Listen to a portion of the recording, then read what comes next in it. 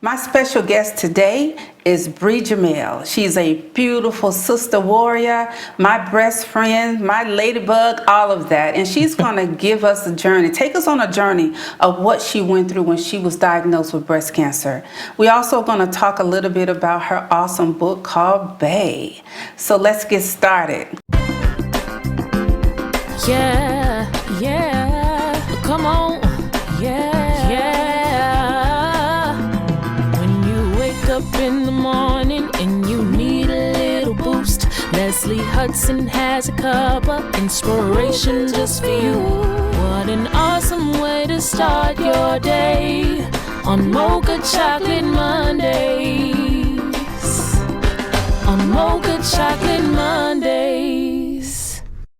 Hello, Miss Ladybug. Hey, Ladybug. How So happy to be here. I'm so glad that you're here. You are gorgeous. Thank you. Gorgeous.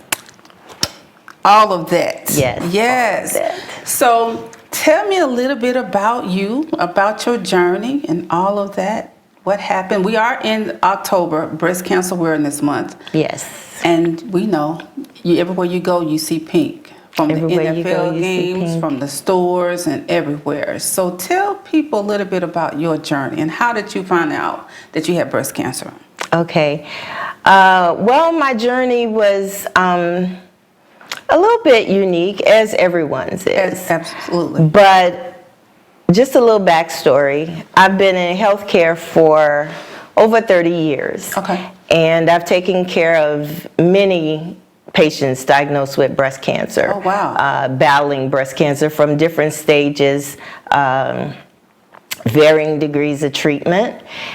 And I can clearly remember that one of my greatest fears was ever being told that I had cancer. Because I saw the degree of suffering. Okay. I saw many come out of it. But I also saw many die. Okay. They were my patients. Okay. You know, I became close to them. Okay. So it was a great fear of mine. Right. So it was pretty ironic that in 2013, I went for a routine mammogram and had it. They sent me a letter, and then they called. And so you had the mammogram. I had the mammogram. They let you go home. They let me go home. They reviewed the films. Yeah. No phone call. I got a phone call a little bit later. I also got a letter. Okay. It was just a couple of days. Okay. It was just a couple of days. I got a call and they said, we want you to come back in for a diagnostic mammogram. Okay. And I said, oh, okay. Just kind of like, okay. And I went in and I had it done. And I remember so clearly asking the young lady, I said, so what are you looking for? And she said, you see what's in the right breast, that spot in the right breast, in the left breast, it's not in the right breast. And I thought, oh, okay. And I did not think anything about it. And then she did the test. It was red immediately. And she said, well, we have to do an ultrasound. And I thought, okay. No big deal. No big deal.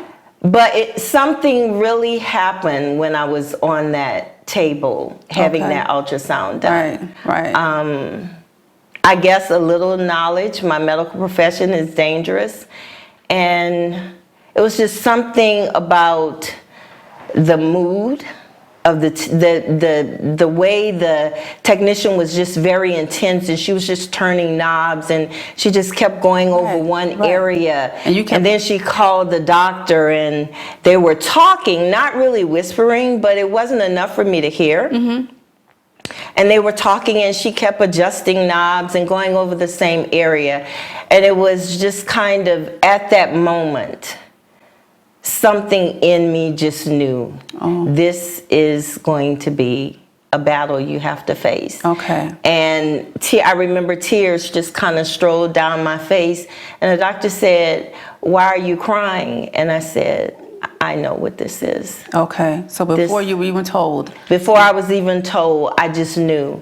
This is going to be a battle I have to face. And Sure enough, it was. Okay. So prior to you going through that, you had your mammograms. This wasn't your first mammogram. No. You had them before. Yeah.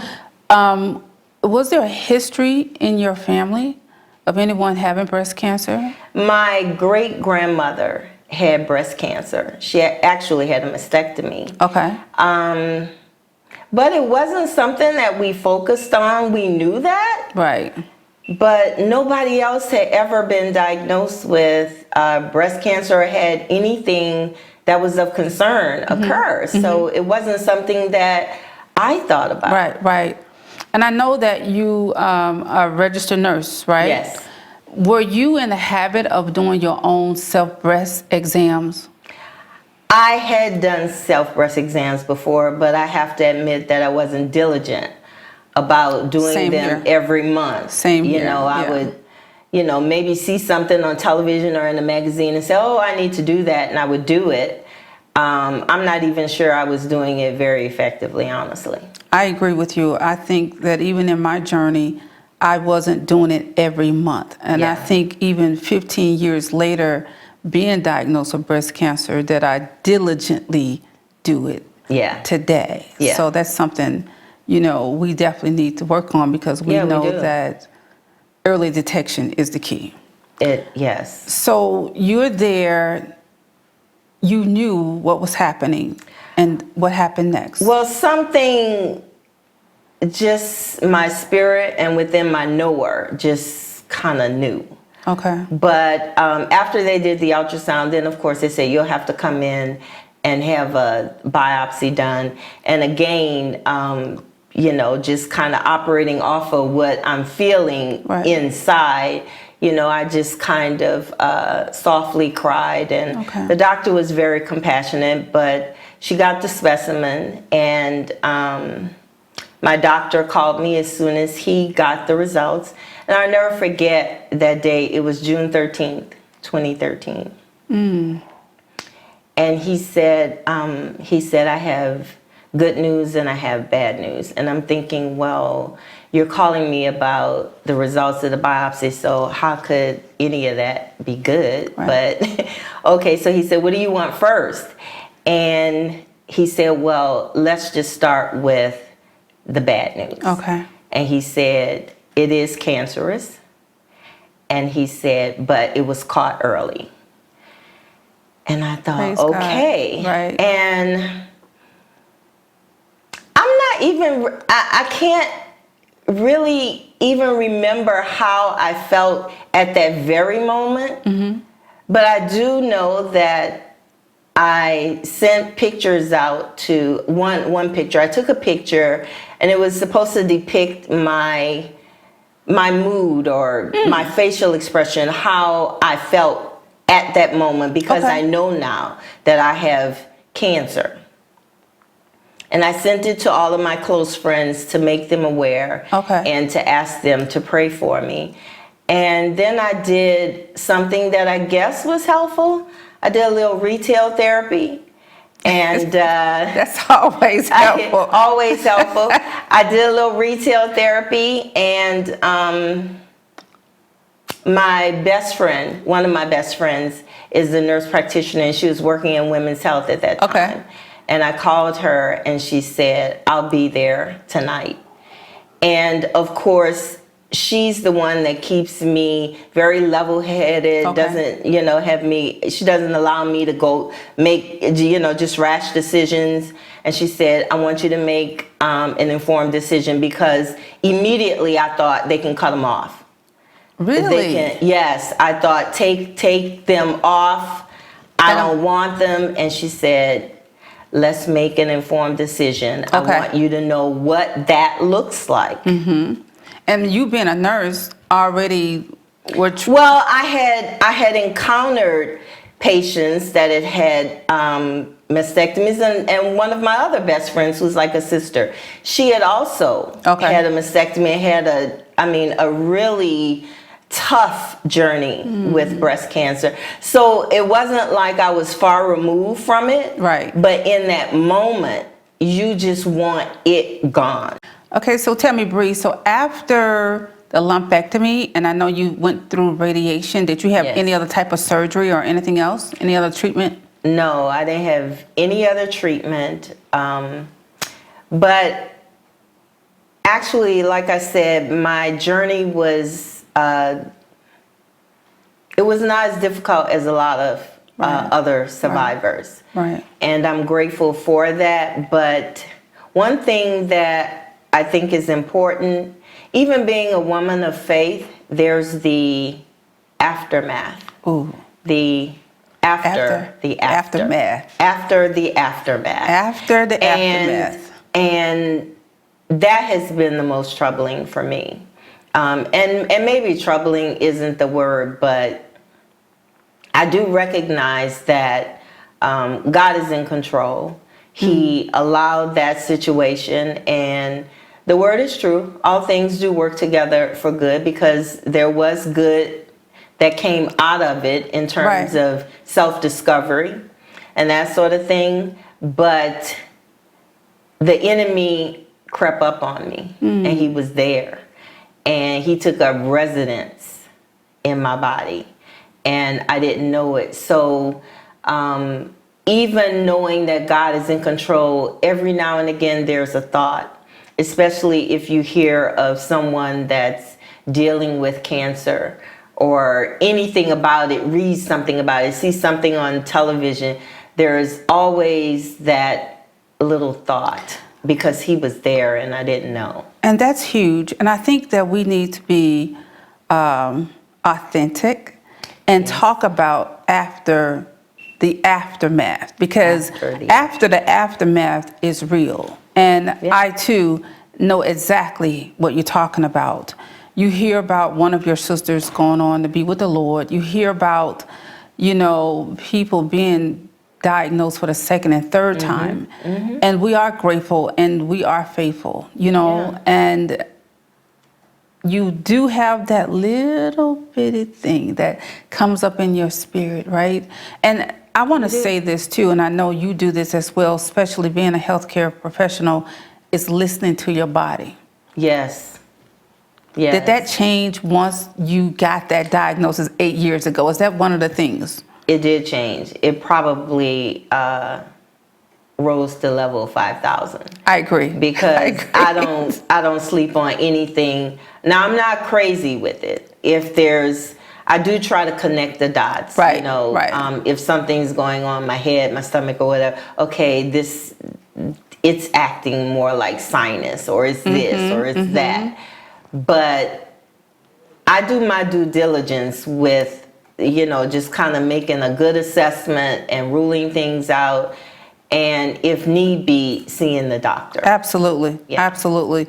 If I could say anything today in this 15-year journey, I agree with you that paying attention, more attention to your body went up 5,000. You know, I talked about being authentic, and I want everyone to know about your book. It is called Be Authentic Evermore, a roadmap to unmasking the greatness in you. So tell me, Bre, how did this journey of Babe, where did this come from? I love the title. I love the thought of being authentic, just being your true you, yourself. So where did this come from? How did you start writing the book?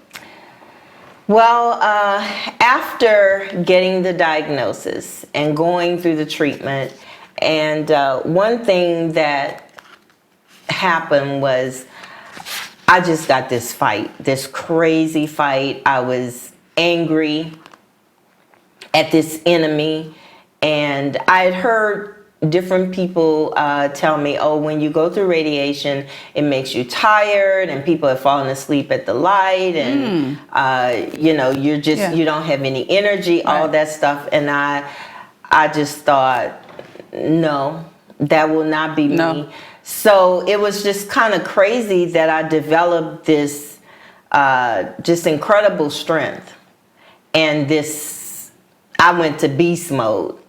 I was, you know, I was like, you not finna. Right. Real Southern. You're not finna take me down, radiation or cancer. And I started a workout routine, and I was working out 5 days a week, doing 6 to 8 miles a day. Oh, wow. That's huge. I became my healthiest. I slept better. And the book came out of this, I don't know, the crazy way that God turned what the devil meant for evil into good. Right. He ignited this crazy gift for writing, and I didn't even know that I had it, but I began writing poetic pieces. And I call them poetic pieces because I have so much respect for poets, and I would not say that I was a poet. I wouldn't put myself in that category. Yes, you but are. I tell stories, my story, relatable stories in poetic form. I love it. So I call them poetic pieces. So I began writing those, and I compiled a book, and I published it, and then God said, not done. Not done yet. And he began to birth Bre out of me. And the whole idea of authenticity, and not just, some people might think of authenticity as, not wearing anything fake and no fake nails and no fake hair. You just need to be natural. And that wasn't the perspective that I had or that God was giving to me. Right.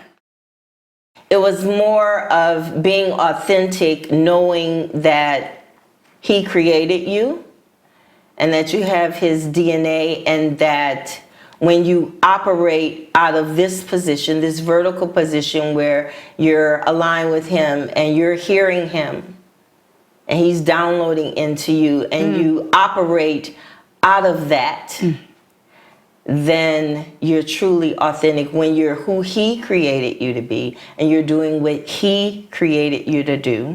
I love he it. is the potter, and we are the clay. So the clay never tells the potter What to do. I should be a bowl and That's right. not a cup or a vase.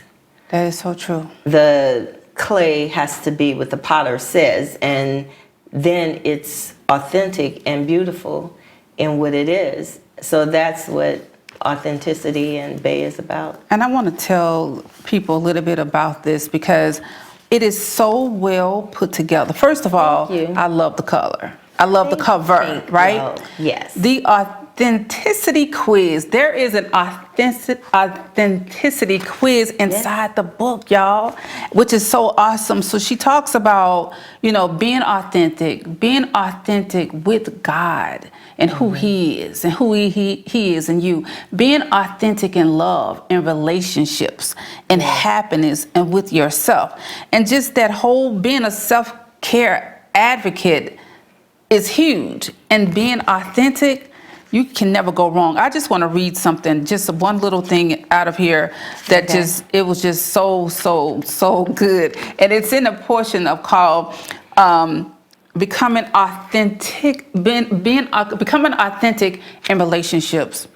Bre says, okay? God said through Bre, right? You don't know you need to be washed, purified, and clean up unless you realize you are dirty. That was just like a whole mouthful for me. And I want you to just elaborate just a little bit on that, but you don't even know that you need to be. Yeah, well, I think that a lot of that comes out of just my personal experience. I've always been able to take a good look at myself and be honest. To thine own self be true. And I've always been able to do that. Right. I've been able to look at myself and say, give myself a high five. You did great. That was good. That was an awesome thing. And I've also been able to look at myself and say, what you said, what you did, that behavior was nasty. That was ugly. That was no. Being true to you. That was some jealousy there. That was some insecurity. That was whatever it was. I've always been able to do that. And when you can identify it, then you can get help with it. That is so good. And the help starts with, of course, asking him, and then making use of whatever resources, whether it be people or a book or, music or meditation, whatever, to get to the root cause, because that's the only way that you really become the true best version of yourself. Absolutely. Absolutely. I love it. And how can people get this book, Bre? Well, the book is available on Amazon. Okay. It is available on Amazon. I had not been promoting it because I have gotten more downloads in terms of authenticity and living a very authentic life. So there's more to come. Awesome. So a revised edition is in the works. Awesome. I cannot wait.